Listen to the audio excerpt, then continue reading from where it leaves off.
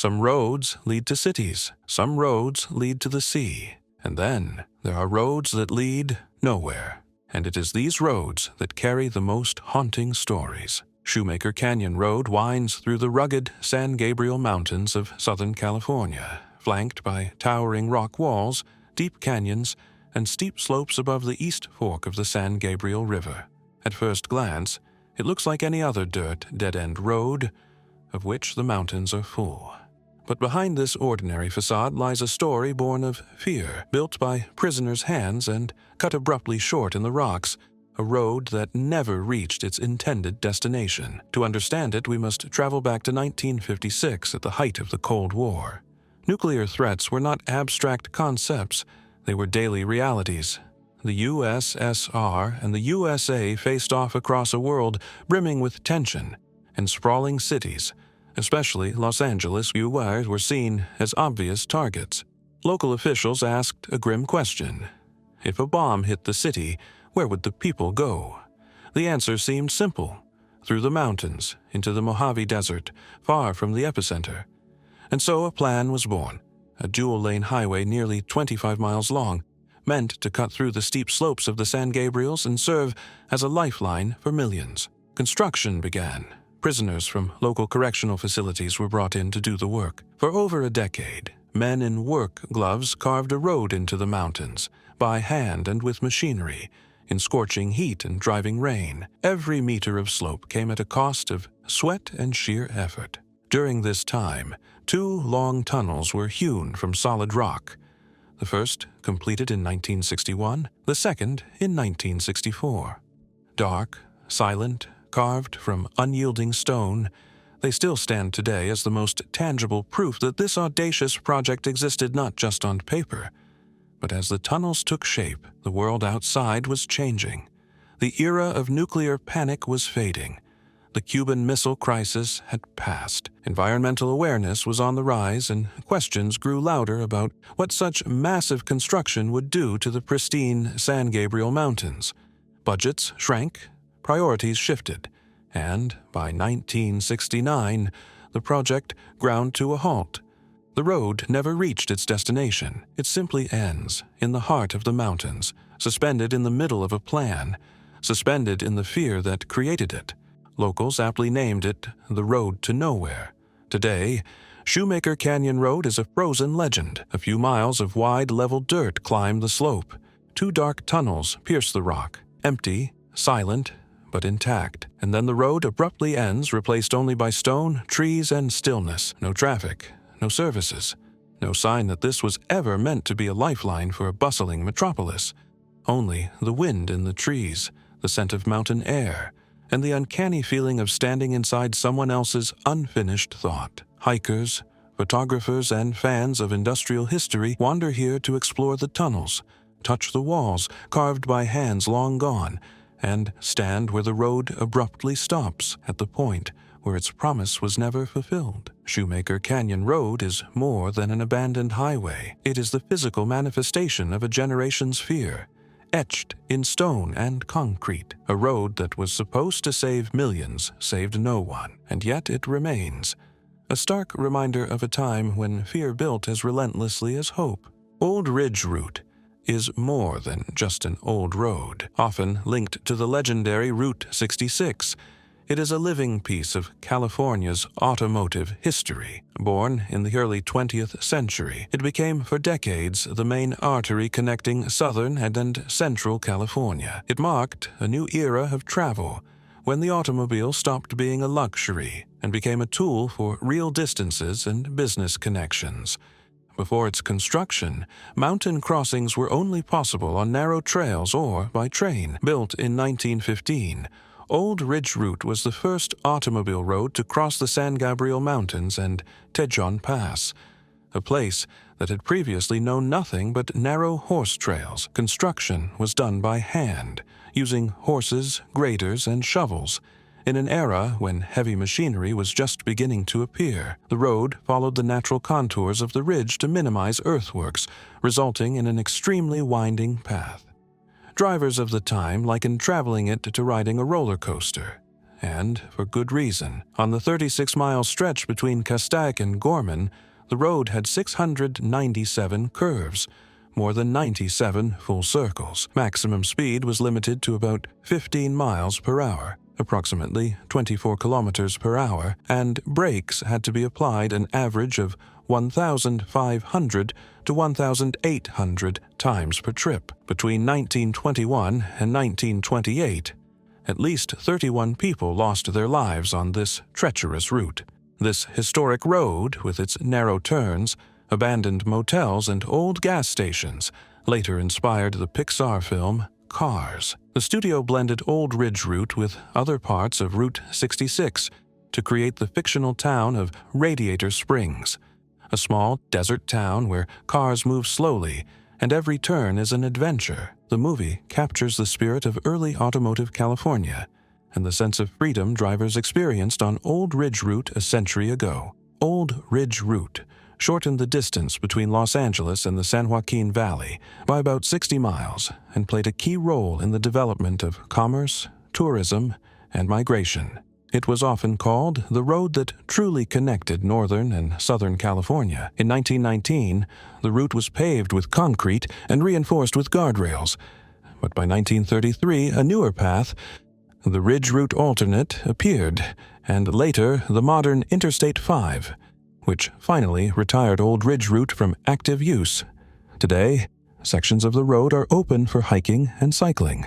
Some stretches still preserve original concrete, tire marks from the Model T era, and nearly untouched early 20th century switchbacks with original guardrails. In 1997, Old Ridge Route was added to the U.S. National Register of Historic Places, a living testament to the origins of California's car culture.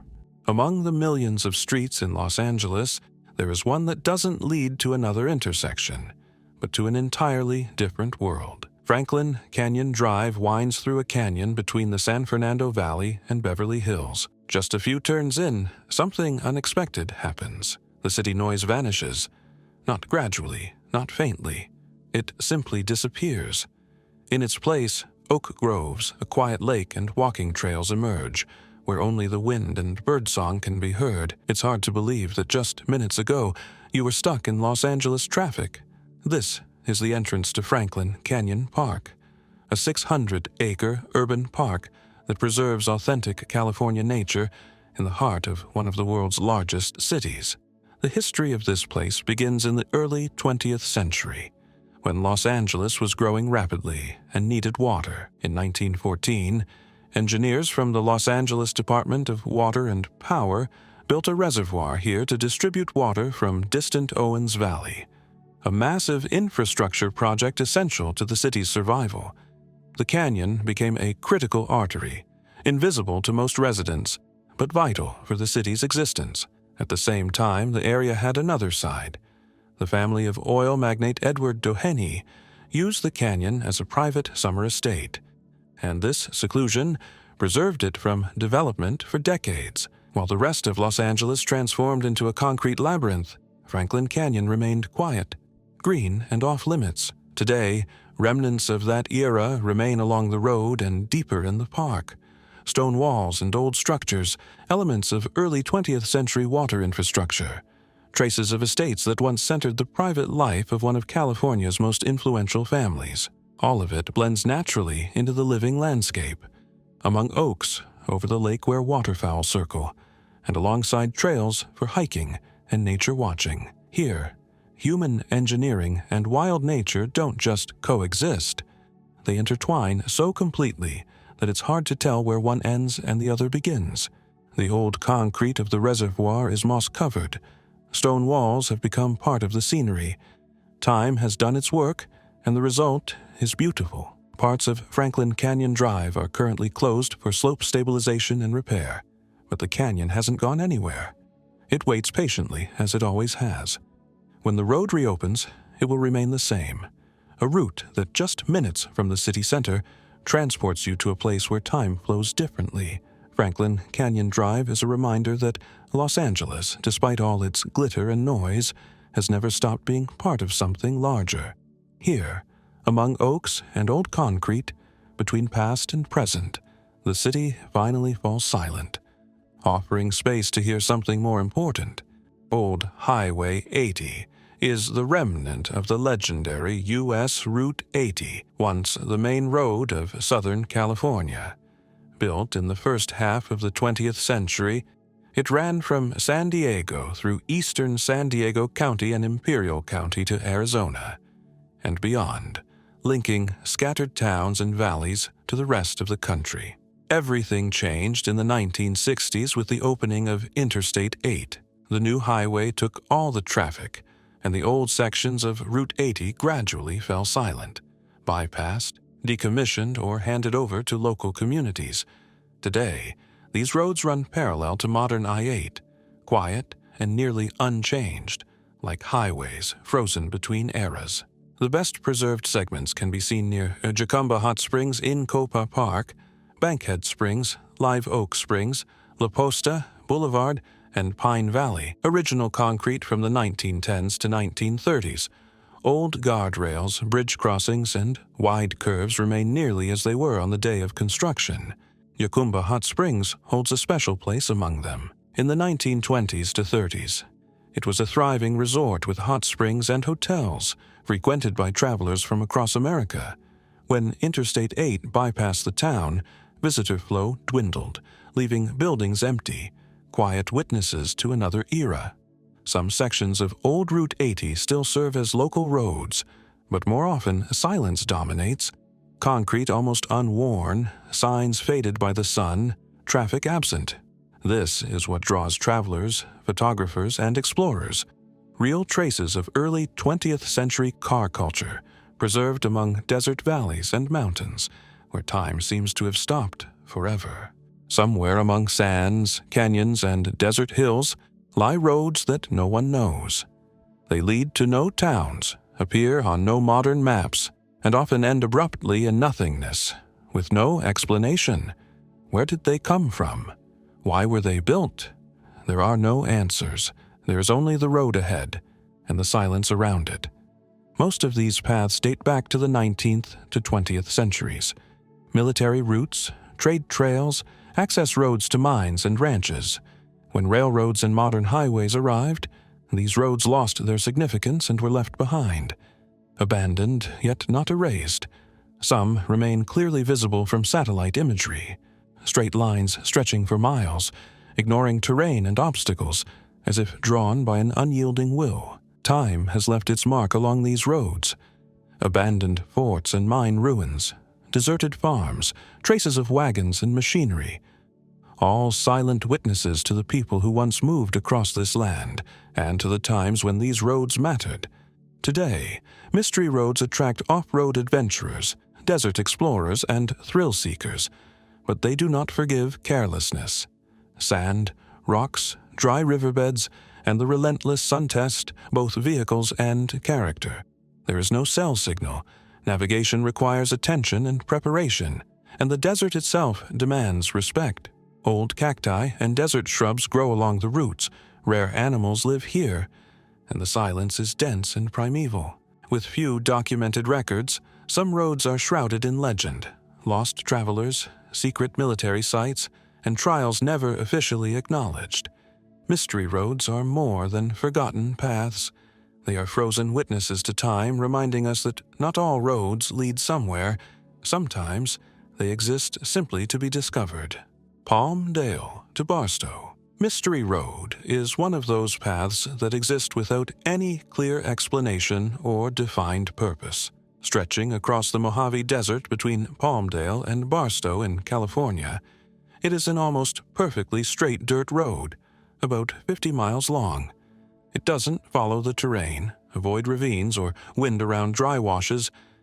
It simply cuts across the landscape, as if someone had drawn a straight line on a map and said, "Here will be a road." That is what stops you in your tracks. From satellite images, it looks almost unnatural, straight, precise, confident, in a place where nature usually dictates the rules. Desert roads normally twist and adapt, bending to the terrain. This one does not. And that is the first of many questions with no answers. Official records offer almost nothing. Who built it? When? For what purpose? There are no project documents, no official designations on modern maps. Locals and travelers call it by various names: Barstow-Palmdale Road, simply Mystery Road. But it has never received an official title.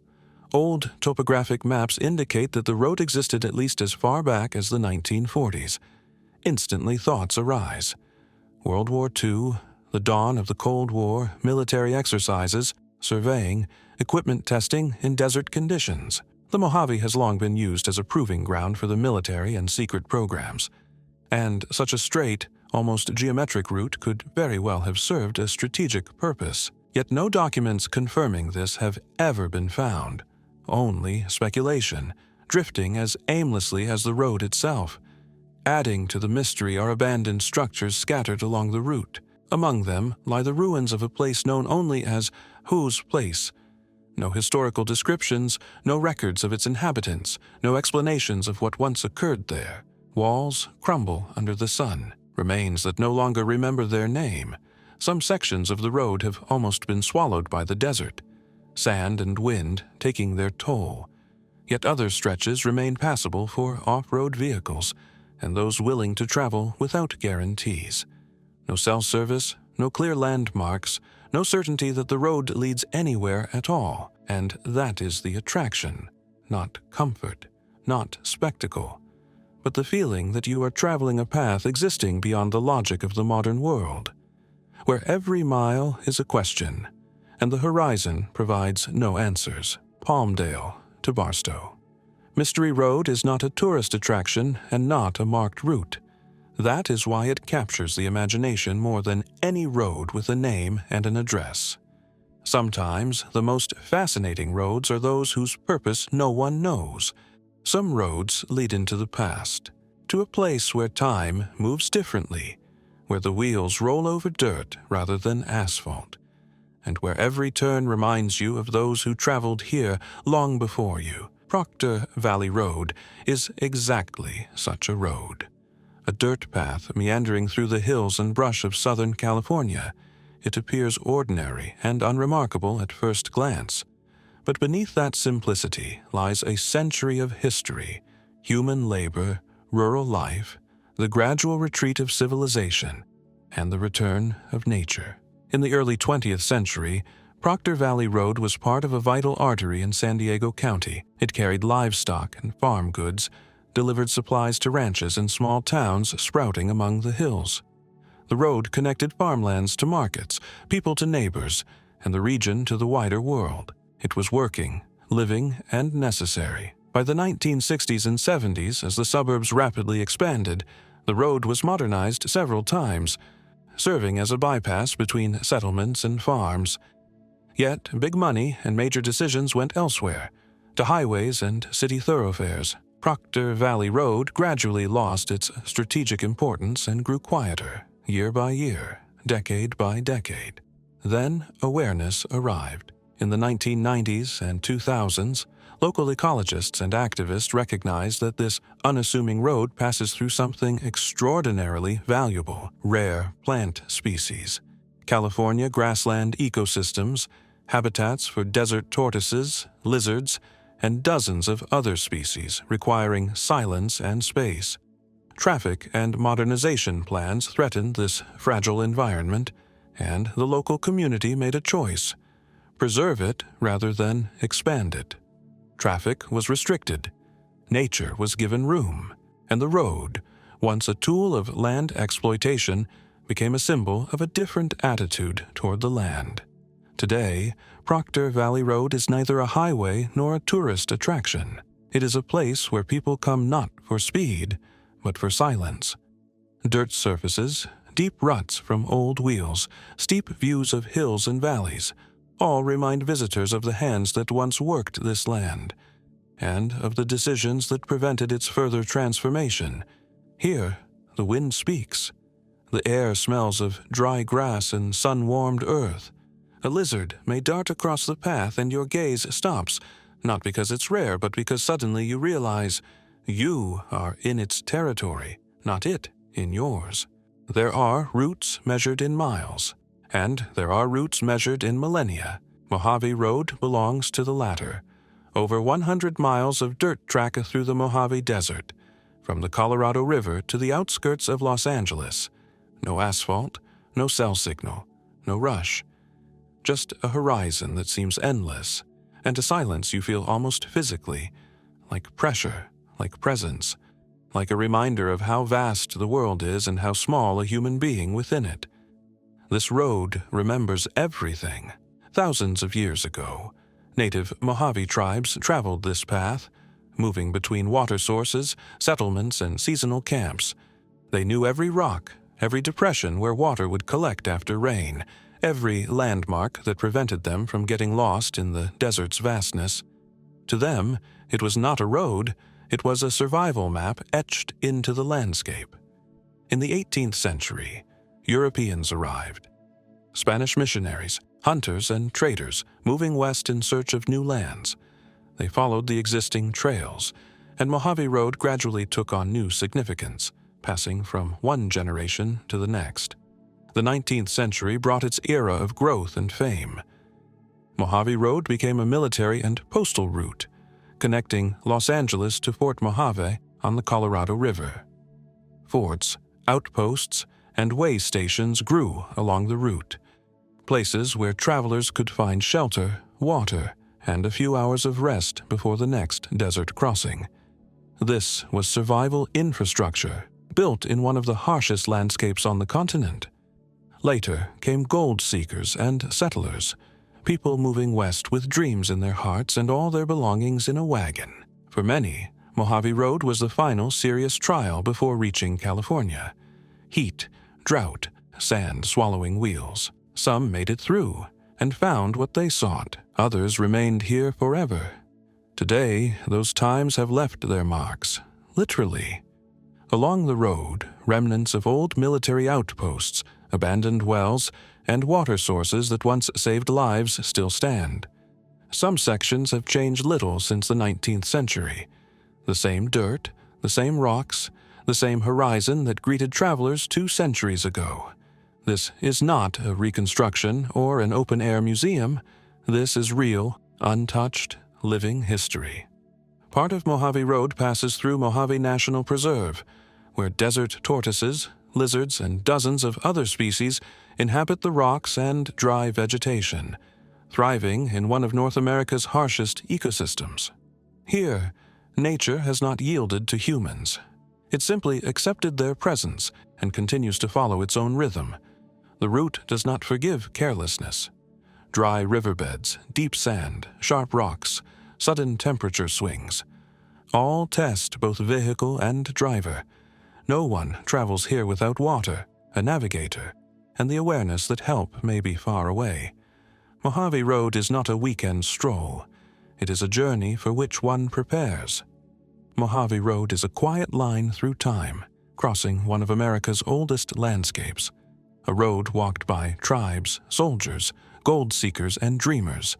A road that has endured all of them and still stands, almost unchanged, under the same relentless sun. People come here for adventure, for silence, for a connection to something that existed long before them and will remain long after. Sometimes, the boldest ideas are born not from an abundance of resources, but from a lack of options. This is how Plank Road came to be, a road literally laid on wooden planks, which for a brief, bright moment changed the way people imagined where a path could go. At first glance, it was just a simple dirt track. But behind that name and a few surviving fragments lies an entire era, a time when California was growing faster than infrastructure could be built, and human ingenuity had to outpace technology. The latter half of the 19th century was a period of rapid change. The gold rush had passed, but it left behind thousands of people, settlements, and ambitions. Cities grew, trade expanded, and one pressing question emerged, deceptively simple but without an easy answer. How to connect it all? The main obstacle was not terrain or distance. It was the land itself. Swampy valleys, coastal lowlands, areas where the first rain would turn a road into impassable mud. Wagon wheels and carriages sank axle deep. Loads got stuck. Trade stopped. Connections between settlements broke at the moment they were most needed. The solution that arose from these conditions was elegant in its simplicity. If the ground won't hold, lay boards on top of it. Thus, Plank Road was born, a road covered with thick wooden planks laid across the route, creating a solid surface where none had existed. For its time, it was a true engineering solution.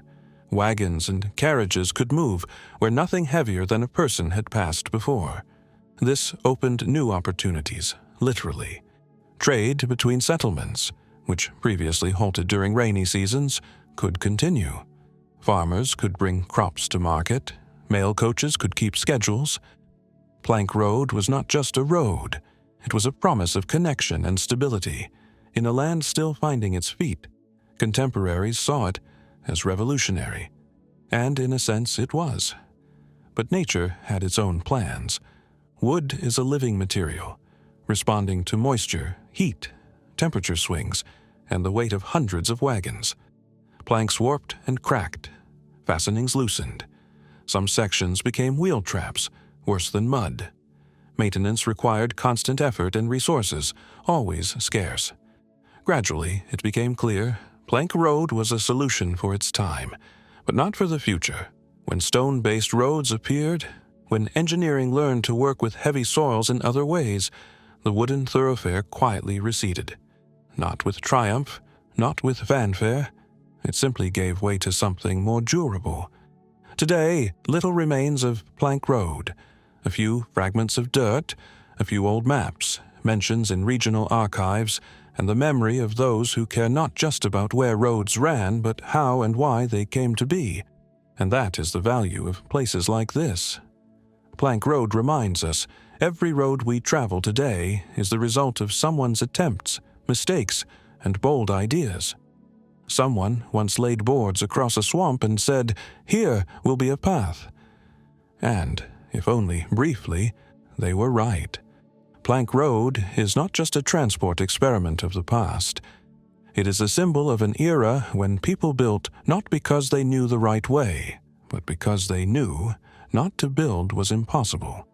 When every path was a challenge, every idea a risk, and every plank laid in the mud a step forward. Some roads merely connect points on a map. Others take you through the heart of America, its endless spaces, history, silence, and grandeur. U.S. Route 395 is one of the latter. It stretches along the eastern foothills of the Sierra Nevada, crossing eastern California from south to north, from the desert plains of the Mojave, through high valleys, lakes, and mountain passes where snow still lies in May. For those who have traveled this route even once, US 395 is more than a road. It is an experience that stays with you. To understand it, you must go back to a time when California was still becoming what it is today. In the 19th century, the eastern part of the state was a land of both opportunity and danger. Miners came in search of silver and gold. Farmers sought fertile valleys. Traders looked for markets. But between them and the larger cities to the west stood the Sierra Nevada, majestic and nearly impassable. A route along its eastern foothills became the natural solution. Here one could travel. Here water sources existed. Here settlements emerged. What began as a trail gradually became a road. The road gained a name. The name became a legend. U.S. Route 395 is not just a numbered route on a map. It is the legacy of all who traveled here before us. Along the road, towns sprang up, living off the flow of travelers. Gas stations, hotels, diners, mechanic shops, an entire ecosystem serving both travelers and freight. For miners and farmers, it was a lifeline, the only link between remote regions and the wider world. But the real magic of US 395 lies in what unfolds through the windshield. The route begins in the Mojave Desert, wide plains, searing heat, a horizon that seems infinite. Then the landscape begins to change. The first foothills appear, valleys grow greener, and suddenly the Sierra Nevada rises to the right. a wall of rock and snow stretching parallel to the road for hundreds of miles. This contrast is what makes US 395 unique. Desert and mountains, heat and snow, open space and towering cliffs, all changing not over days, but over hours of driving. The road passes Mono Lake with its otherworldly limestone formations, through Owens Valley, one of the deepest valleys on the continent, a breathtaking expanse between two mountain ranges. It winds through passes that close in winter, and small towns where time seems to have stopped somewhere in the mid-20th century. Along the way, traces of every era remain, old bridges and stone fortifications, standing since before modern highways existed, abandoned farms and ranches surrounded by dry grass, reminders of those who once tried to tame the land. Old service stations with rusted signs where entire car caravans once stopped. Small towns surviving through tourism and sheer stubbornness. A single cafe, a single hotel, residents who know each other by name. All of this together creates an atmosphere rarely found on modern interstates, the sense that a road is not just a way to get somewhere, but a place in itself. Today, U.S. Route 395 attracts a wide range of travelers. Those heading to the mountains for skiing or climbing passes. Those seeking silence and space after the city's noise. Photographers who know this is a place to capture light, space, and horizon like nowhere else. And those who simply love old American roads, with their rhythm, their unhurried pace, their character. This route does not rush. It does not strive for efficiency. It strives for authenticity. And that is what makes it special in a time when most roads exist only to deliver you somewhere as quickly as possible, and then fade from memory. U.S. Route 395 remembers miners and settlers. It has witnessed towns rise and fall, survived the arrival of interstates, and remained itself. It stretches along one of North America's most magnificent mountain ranges while preserving a human scale. A road built not for speed, but for connection. Every turn opens a new view. Every town tells its own story, and every mile reminds us the most precious roads are not the ones that get you there fastest, but the ones that take you deepest.